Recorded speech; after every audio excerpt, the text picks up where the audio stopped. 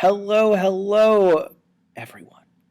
So today we are kind of going to continue with the Karate Kid wax on, wax off philosophy of we're going to practice poetry skills before we really get to doing real poetry. Just like he had to practice waxing on and off before he got to actually practice deflecting and blows from in the movie. So also, if you haven't seen the Karate Kid, you should absolutely do that. Even the remake was pretty good. Anyway, um, what we're going to do is we are going to now move on to rhythm and movement. There's a presentation just like the one that you had for decoding images in classroom today. Some of those videos that you're going to see are really long. Don't worry about it. You're only watching 5 minutes of each video. That first video you'll see before you get to the instructions, watch it all the way through. And then there are a set of questions that I want you to use to respond to each video.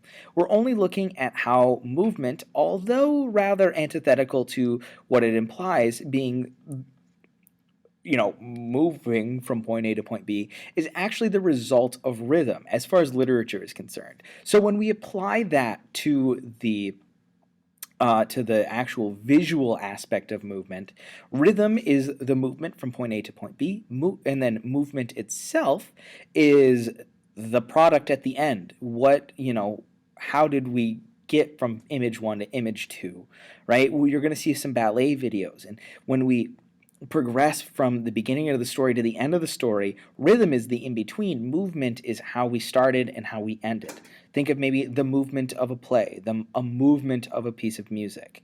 So a movement is the whole unit, whereas the rhythm is the thing that makes up the movement. Those are the things that gives momentum. Right? All of those kind of tempo driving aspects like assonance, consonance, alliteration, and jammment, all of those things in poetry, we can see just the way that a body or a group of bodies moves from point A to point B. So that's what I want you to look at. You'll also see that we talk about nature a little bit and how movement in nature is reflected. And what I'm really looking for is what is kind of the vibe that you get when we look at that tumultuous ocean, that kind of chaotic view of the seagrass and the waves that are crashing down on the beach? What does that do? Right? That's literal movement. And I want us to think about how that kind of idea is reflected in what we talk about and how we talk about things.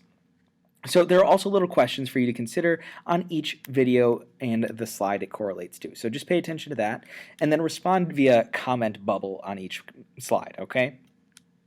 You can also finish up anything you didn't get done yesterday. Just go ahead and submit that assignment whenever you are done. You will also see today in the Maven that there is a way for you to sign up for the new Google Classroom. Classes for the most part have leveled out now in the past couple days, so I'm comfortable giving you out that class code. Everything that you will see in poetry from this point forward is going to be on there. I'm even going to upload the first poetry slide as a just material presentation that you can view only. Here in the next Google Classroom. So pay attention to that. If you've got questions, please ask me. Remember, we are just looking at these things for their objective. What is going on? What thing did I notice? Why did I notice it? Right? We do not need to get into what does this mean? Where do I need to go with this? I think the author and the historical context of this thing means X, and I can prove that via, all these different pieces of evidence. Right now, we're just gathering the evidence. Objectively, what do we see? We are not making a lot of inferences on it yet. We will get there, though, I promise. Again, if you have questions, email me. Be a better person today than you were yesterday, and I'll see you soon.